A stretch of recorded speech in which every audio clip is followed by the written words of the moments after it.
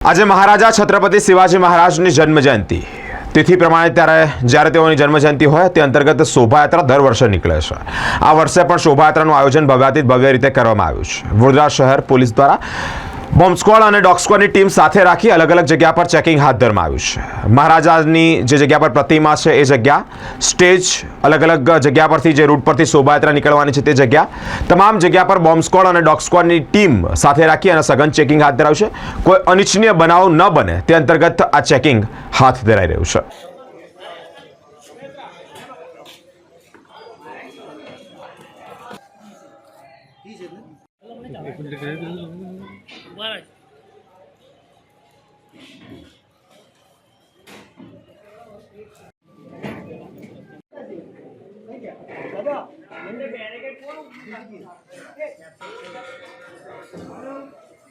हाँ